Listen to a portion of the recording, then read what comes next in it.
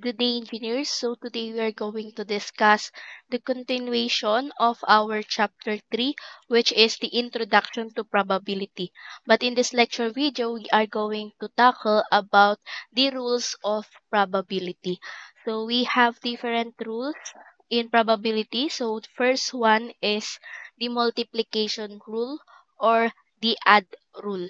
So dito, lagi nyo lang tatandaan, kapag sinabing multiplication rule, ang keyword nyo dito is and. And kapag nabasa nyo yung and sa problem natin, it indicates multiplication. So the probability that event A and B will occur in a sequence is the probability of A and B is equals to probability B times the probability that event A will happen given that event B happens.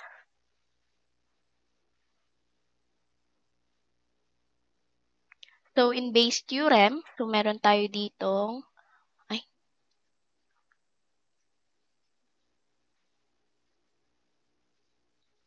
So, itong part na to, sa formula natin, galing yan sa yung intersection ng B and A. While itong kabila naman is the intersection naman ng A and B. So, yan.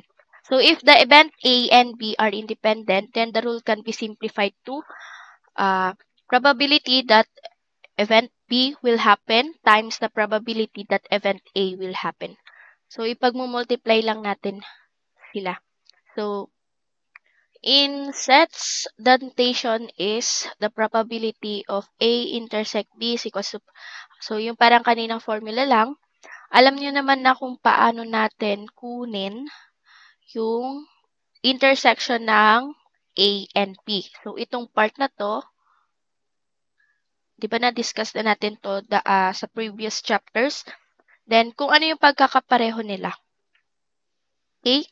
So, para mas maintindihan ang multiplication rule or the end rule, let's start with our example. So, pinagsunod-sunod ko lang yung numbering ng examples natin doon sa chapter 3. So, number 12, suppose you toss a coin and then roll a die. What is the probability of obtaining a tail then rolling a A? 1. Sorry. So, yung probability na tail ang lumabas, di ba meron tayong coin? So, ilan ba yung ways na, ilan ba yung part ng coin? So, meron tayong 2. Then, sa die naman, meron tayong 6. So, ibig sabihin, pwedeng head or tail, ito naman is 1, 2, 3, 4, 5, and 6. So, probability na lalabas si tail is 1/2. Then, probability na ang lumabas is number 1 is 1/6. Then, ang tanong, probability daw na lalabas is tail and 1. So, probability that both will happen or yung intersection nilang dalawa is equals to probability na 1 yung lumabas times, kasi end, probability na tail ang lumabas. So, meron tayo dito is 1/6 times 1/2 or 1/12. Okay, so number 13. A bag contains 3 white and 5 red balls. If 2 balls are drawn in succession without replacement, what is the probability that both balls are red? So, sinabi dito sa problem natin na without replacement. So, kapag sinabing without replacement, ibig sabihin, hindi na ibabalik kung ano man yung nabunot natin. So, ang tinatanong, probability na ang unang bola na makuha, kasi dalawa ang kukunin natin. unang bola na makuha is red. So, sabihin na lang R first. Then, yung pangalawa is red din. Okay, so kunin muna natin yung probability na ang unang mabunot natin is unang mabunot natin is red first. So, ilan ba ang balls? Meron tayong 8 balls. So, total of 8 balls. So, meron tayong 5 na red. So, 5 over 8. Next, kapag bumunot tayo ng second na ball, pero dapat red, since nakabunot na tayo ng isang ball, ang nasa bag na lang is 7. Then, yung nabunot na natin kunwari is isang red, ang natira na lang is 4. So, I hope naiintindihan nyo yung gusto ko sabihin. So, 5 over 8, multiply lang natin. 4 over 7 is equals to 20 over 56 or 5 over 14.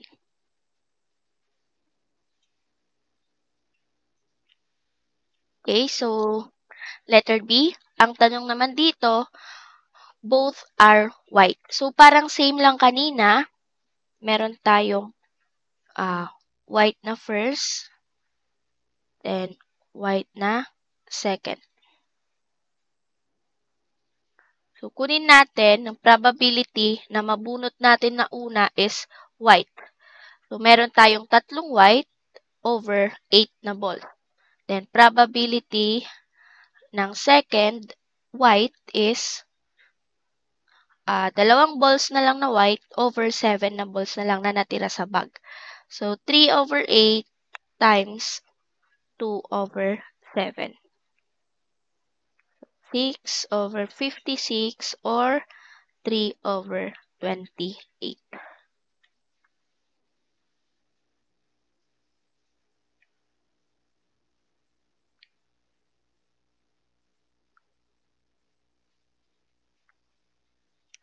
Okay, so number 13 pa rin, letter C. Ang sabi dito, yung isang ball daw red, yung isa naman is white. Okay, so probability na yung una nating makuha is red, then yung isa naman is white. Okay, so probability na red ang unang mabunot natin is 5 over 8. Then probability na white ang mabunot is 3 over 7. So 5 over 8 times 3 over 7. So meron tayo ditong 15 over 16. Ay, 56 pala. So, ito na ba yung sagot natin? So, hindi pa. Bakit? Kasi itong una, red yung mauuna. Itong una nating sinolve, red yung nauna. Pero pwede rin naman, may possibility naman na ang una nating makuha is white. Tama? Then, susunod si red. So, probability na white ang mauna is 3 over 8. Then, next, si probability na red ang makuha ay 5 over 7. Pag multiply natin through 3 over 8 times 5 over 7 is equals to 15 over 56. So, kapag pinag-add natin to, add 30 over 56 or 15 over 28. So, ipag-a-add natin yan kasi nga ito yung sa una nating unang scenario which is red yung unang mabunot. Then, ito naman, pangalawang scenario which is yung white yung unang mabunot.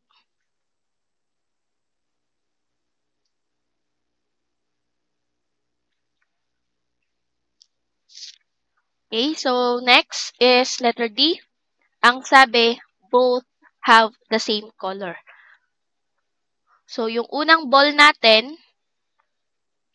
so red, then red. Na-solve na natin to kanina, di ba? Sa letter A, which is yung sagot natin is 5/14. Then, yung next na option, both naman silang white. So, ang sagot nun is 3/28. So, ipag-a-add lang din natin to kasi yung unang ways kasi dito, tama, yung una is red lang yung mabunot natin. Pero paano pag white naman yung nakuha natin? So, yun yung dalawang probability na makabunot tayo ng same color. So, plus is equals to 13/28.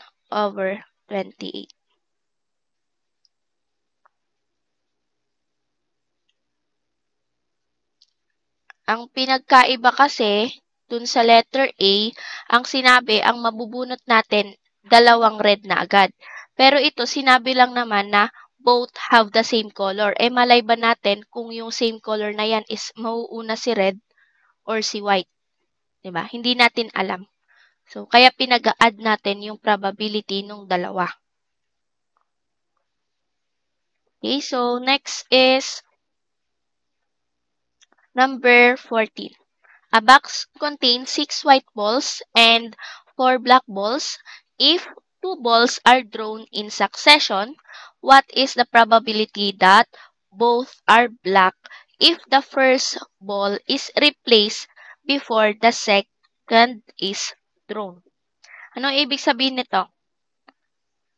Yung first ball daw ni-replace or binalik bago mag-second draw. So, probability na black pareho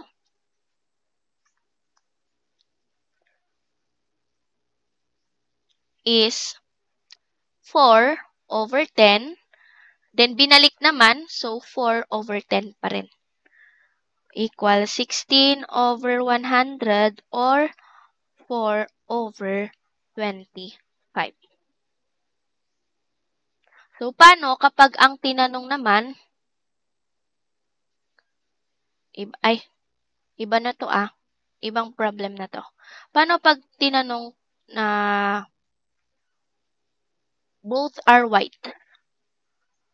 Both are white. So, kapag tinanong na ganyan, P, white na una, then white na pangalawa. So, meron lang tayong 6/10 times 6/10. Ni-replace din both are white, then ni-replace. So, yan. Paki-multiply 36/100. So, meron bang kwanto? Divided by 4. Tama ba?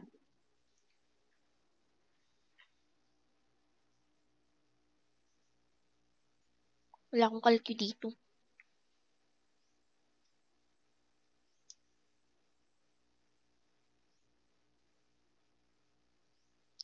9. So, 9/25. So, kapag both are white yan. Okay? So, next is the addition rule or the OR rule. So, ito, the probability that event A or B will occur is given by probability A or B is equals to probability A plus probability B. So, ito yung sinasabi ko kapag OR, ang nabasa niyo sa problem, ang operation na gagamitin natin is addition. Yun lang ang keyword nyo dyan. Kapag add, and, multiply. Kapag OR, addition. Ano naman itong minus probability na A and B?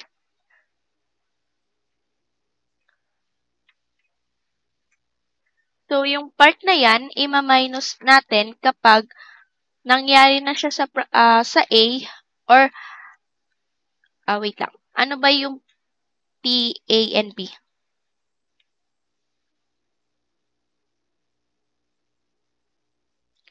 So, yung part na yan is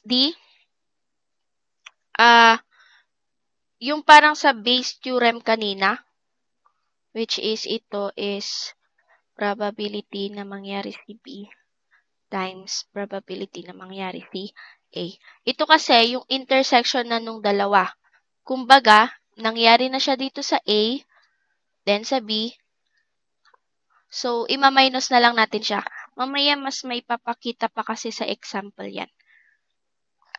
So, in the set, the notation is, so ito, probability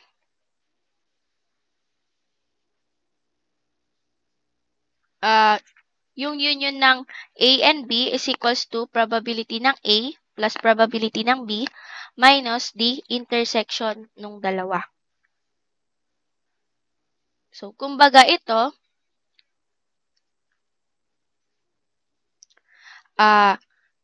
dun sa set A, then sa set B, di ba meron tayong part, itong intersection nung dalawa.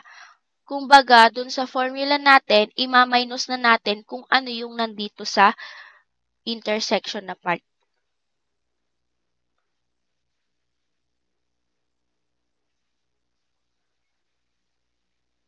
So, if event A and B are mutually exclusive, then the rule can be simplified to yung probability ng union ng set A and B or nung event A and B is equals to probability ng A plus probability ng B. So, kapag wala namang naulit sa set natin, hindi na tayo magma-minus. So, this simplified rule can be extended to any number of mutually exclusive events. Okay, so example na tayo. Example number 15. From a box containing white balls, 7 blue balls, and 10 black balls, 1 ball is drawn at random. Determine the probability that it is blue or white. So, take note, or.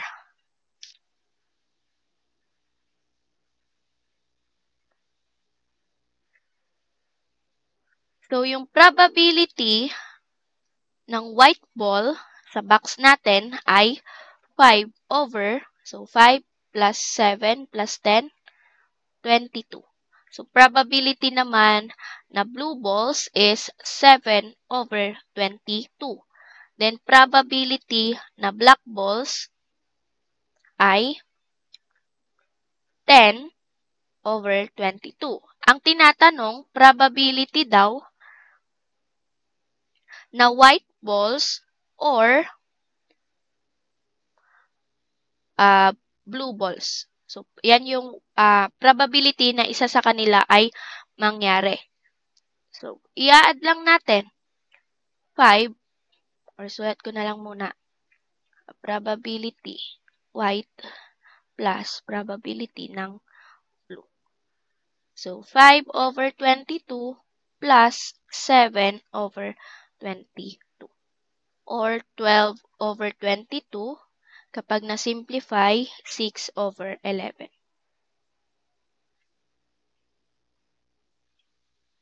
Okay, so number 16. Ascertain statistical observation. Ay, hindi na palitan. Found that it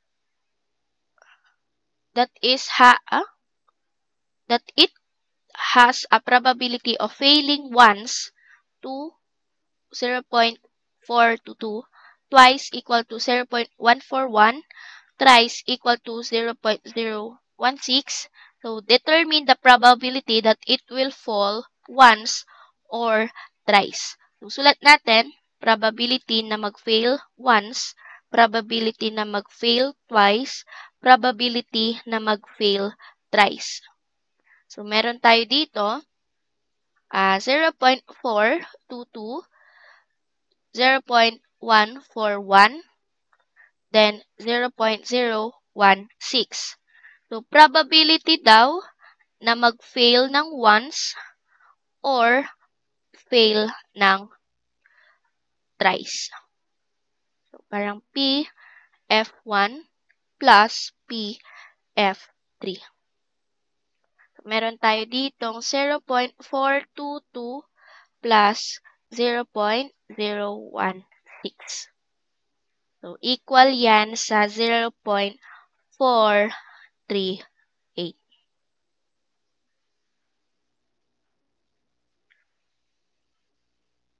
Okay, so number 17, what is the probability of drawing a queen or a diamond from a standard deck of cards? So, ilan ang standard decks of cards?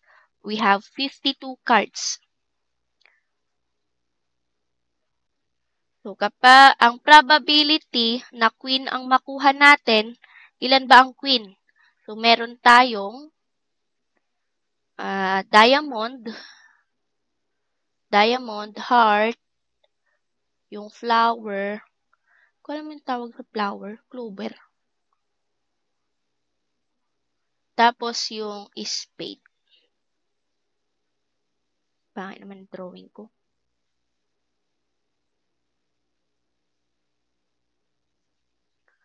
Or yung spade. So, ngayon, meron tayong 4 na queen over 52 cards. Then, probability na makuha natin is diamond is, ilan sila? 13 over 52. Ngayon, kung papansin niyo, 'di ba meron tayong queen na diamond. So, yun yung probability or yung intersection ng dalawa. So, meron tayong queen na diamond. So, ilan ba ang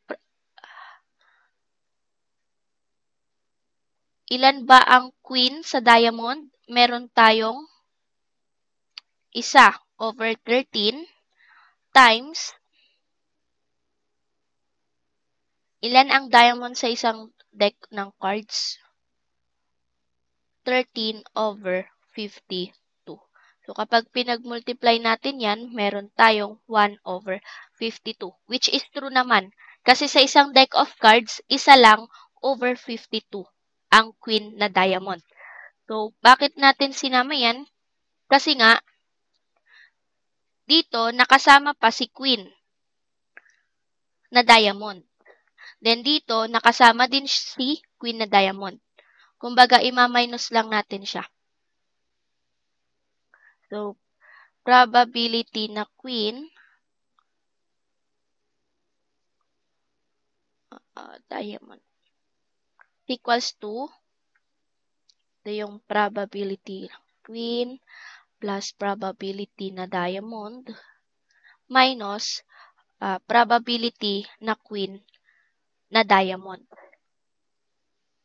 Meron tayo dito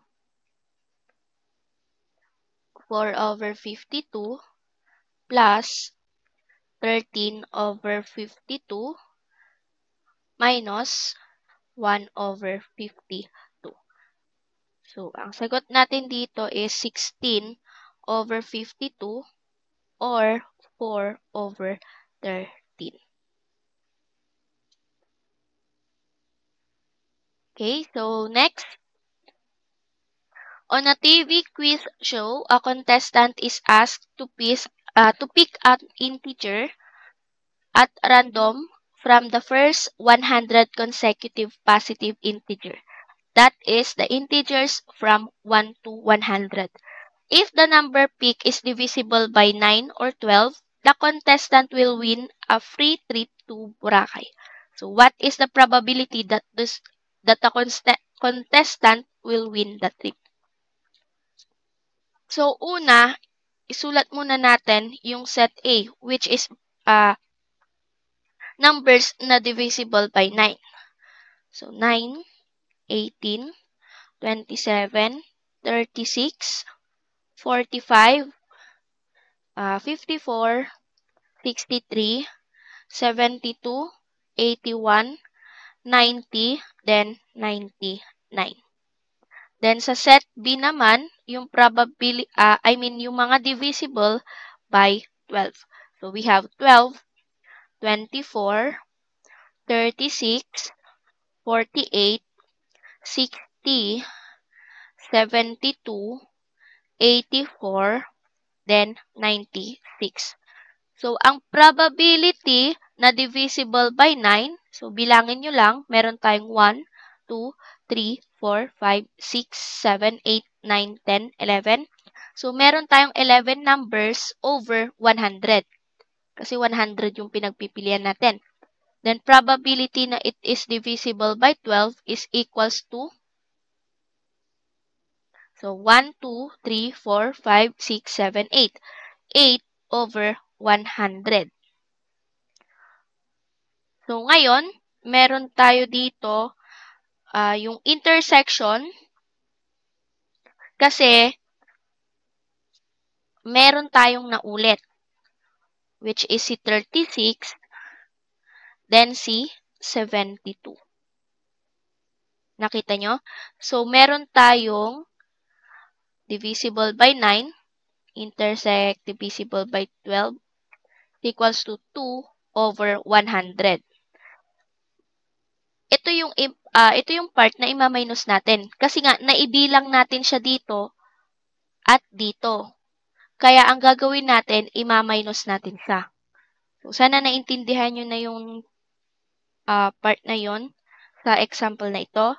So, D9, probability na makakuha ng 9 or 12 ay probability na makuha si divisible by 9 plus probability na divisible by 12 minus the probability na divisible by 9 and 12.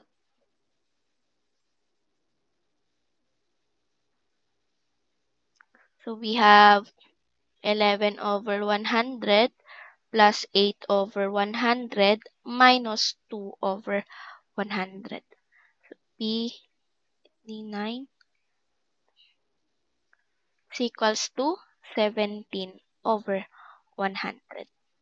So, ito yung ating answer for number 18.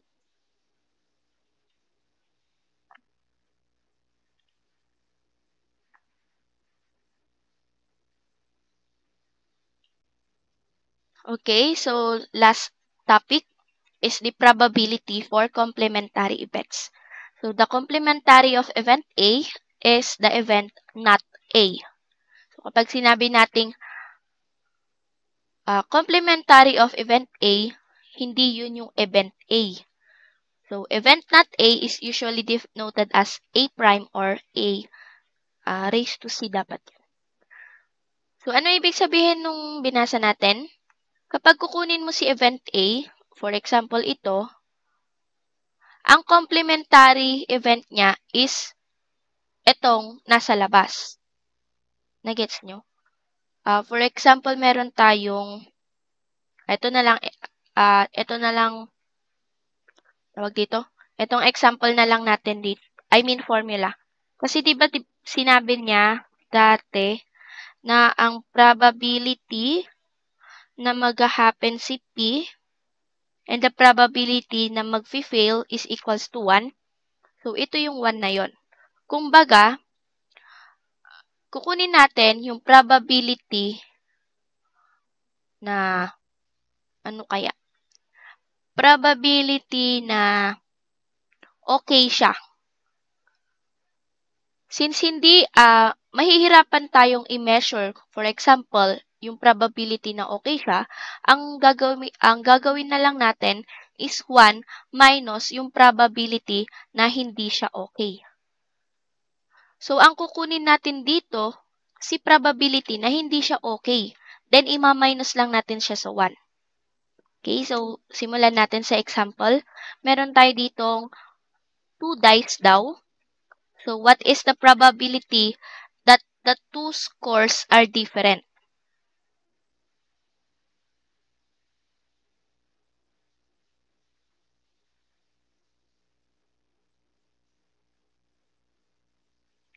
So meron tayo ditong different approach ng pagsosolve. So bibigyan ko kayo ng approach na mahaba.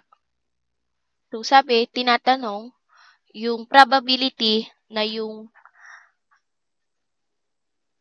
dalawang score or yung hindi magka-same yung lumabas. So 1, 1, 1, 1, 2, 1, 3, 1, 4, 1, 5, 1, 6. Tapos ito, 2, lang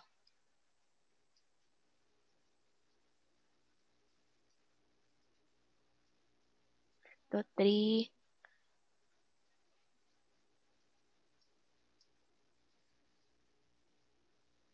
Sabi ko nung i-excel ko to para mabilis.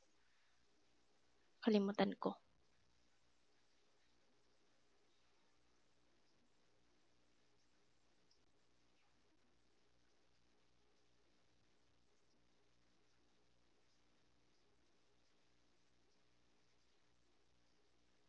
Two, 3, 4, 5, 6.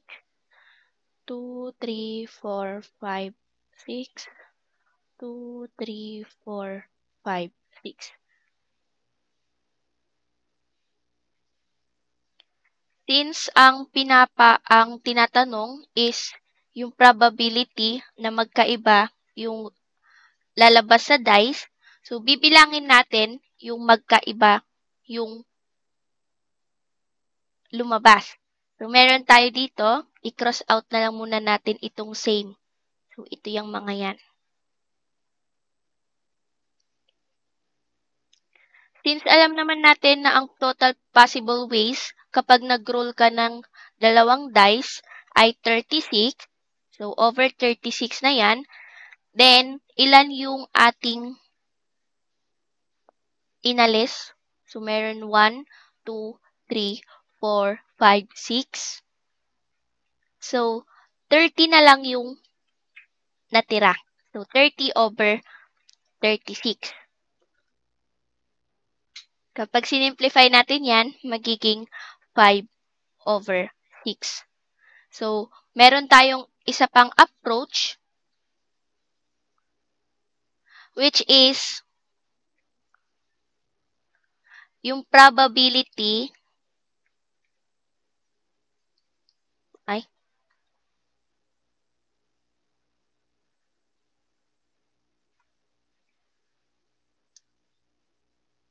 So, itong approach na to is parang principles of counting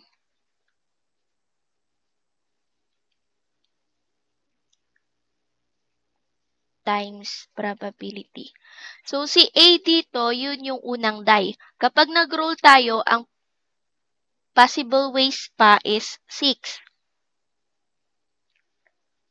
Times, kapag nag-roll tayo ng pangalawa, since hindi nga pwedeng maulit, magiging 5 na lang.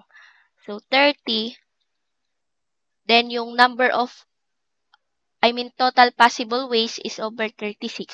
So, parang same lang siya sa kaninang approach natin. Okay, so yung last na approach natin, gagamitin natin yung probability for complementary events.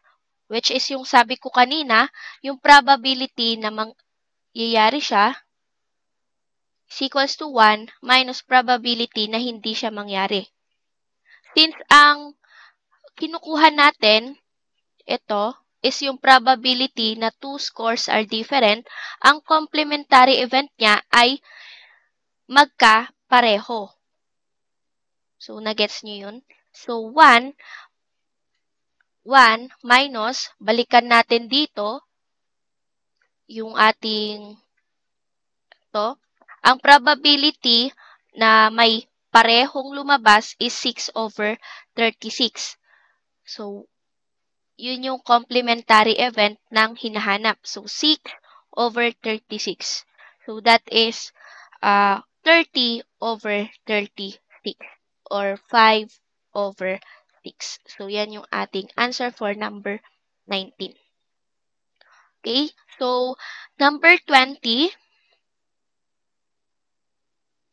given a class of 12 girls and 10 boys, what is the probability that a committee of 5 chosen at random from the class consists at least one girl?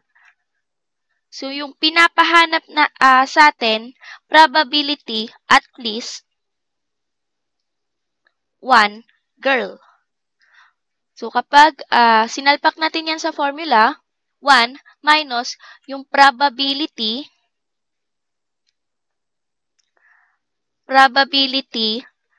na walang girl.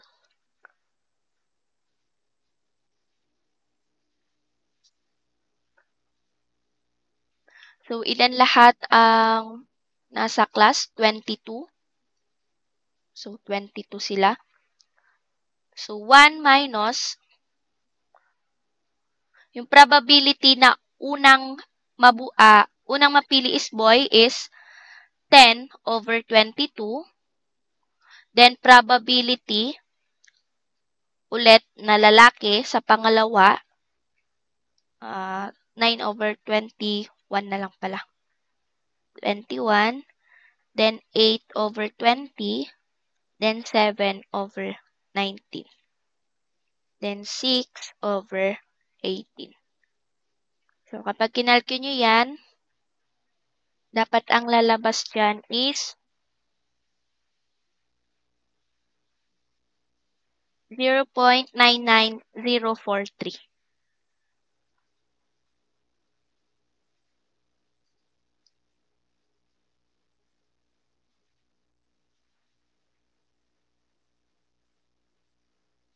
Okay, so mag-proceed na tayo sa last number ng example natin. So, meron tayo dito, number 21. A store has 3 kinds of toys given in every purchase. So, what is the probability of getting all 3 toys in 5 purchases?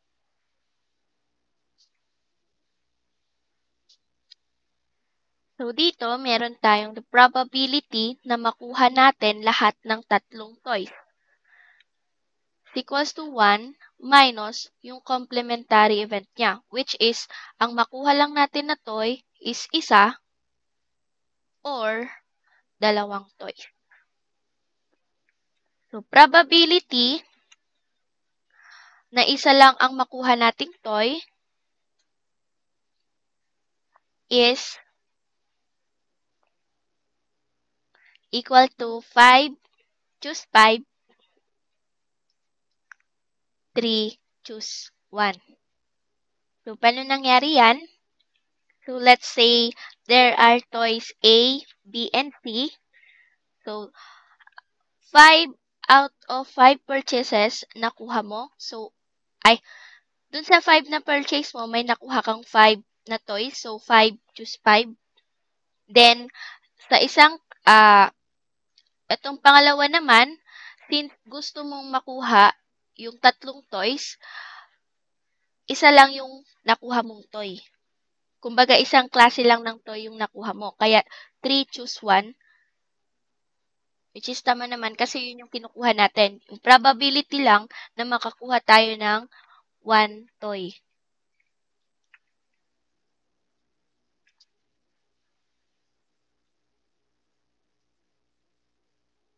Ay, wait lang. Okay, so ulitin natin. Kuha ko na ibang color na. So, eto, let's say there are toys A, B, and C. So, 5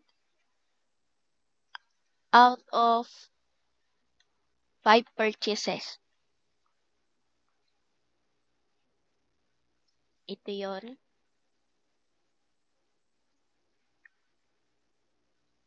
Then dito, isang klase lang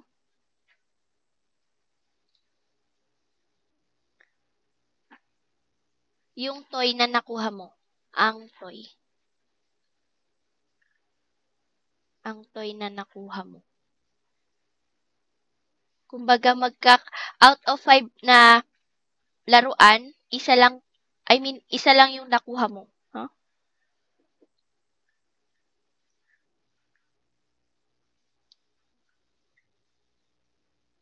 Kumbaga, ito yung tatlong toy na gusto mong makuha, pero ang nakuha mo is sisi lang. Parang ganun yung gusto niyang sabihin. Okay, so, next, kunin na natin yung probability na ang makuha natin is dalawang toy.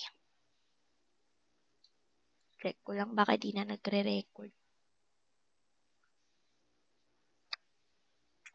So, dito meron tayong 2 cases.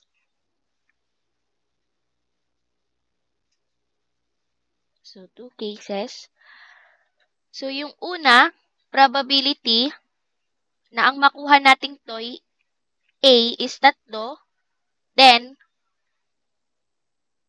dalawang toy B. Tapos yung pangalawang case is 4 na toy A, isang toy B. Okay, so tatanungin nyo ako, ma'am, bakit A and B lang? Kasi nga, dalawang klase lang ng toy yung nakuha natin. Kung gusto nyo naman, ang gamitin nyo, si B and si C. So, pinakita ko lang na ganyan. So, meron tayo sa una, dito, we have 5 choose 3, 3 choose 1. Then, 2 choose 2, 2 choose 1.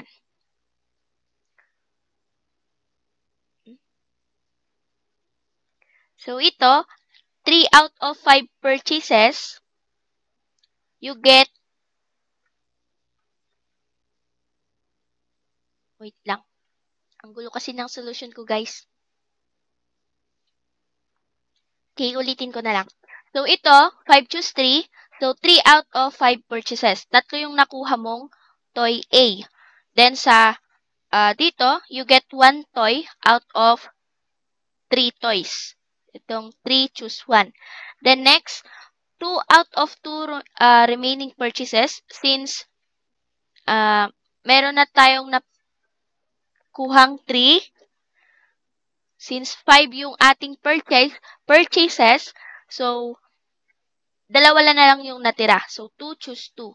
Then, ito namang pangalawa, you get 1 toy out of 2 remaining toys.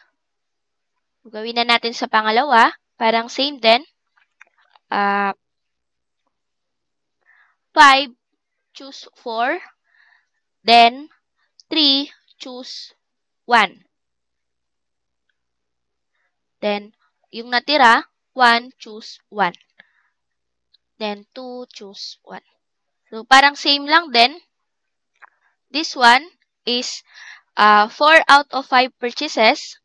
So, yung ito, sa tatlong toy, nakakuha tayo ng isa. Then, next, since 4 na tayo dito, may natira na lang isa. Isang purchase. So, 1 out of 1 remaining purchases. Yung 1 choose 1.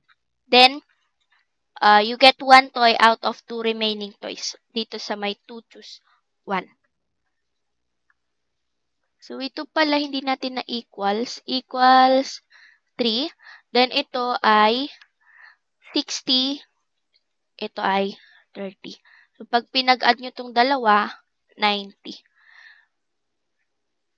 So, yung probability na makakuha tayo ng 1 toy or 2 toys ay 93. Bakit 93? Because 90 plus 3. Then, ang total number of ways na makakuha tayo ng toys ay 3 raised to 5. 3 raised to 5. Bakit 3 raised to 5 yan? Kasi sa unang purchase, tatlo yung pagpipilian natin. Sa second, tatlo. Sa pangatlo is tatlo. Pang-apat, tatlo. Then, pang-lima is tatlong choices. So, kapag kinalcule nyo to, dapat ang lalabas ay 31 over 81. So, salpak na natin yan sa ating formula, which is ito. Ang gulo na ng solution. So, dito ko na lang gawin. So, P, probability na makakuha ng tatlong toy ay equal sa 1 minus yung complementary event niya, which is yung makakakuha lang tayo ng isang toy or dalawang toy. So, 1 minus 31 over 81. So, ang sagot natin dito is 50 over 81. 50 over 81 or 0.61728. So, ito yung ating answer for number 21.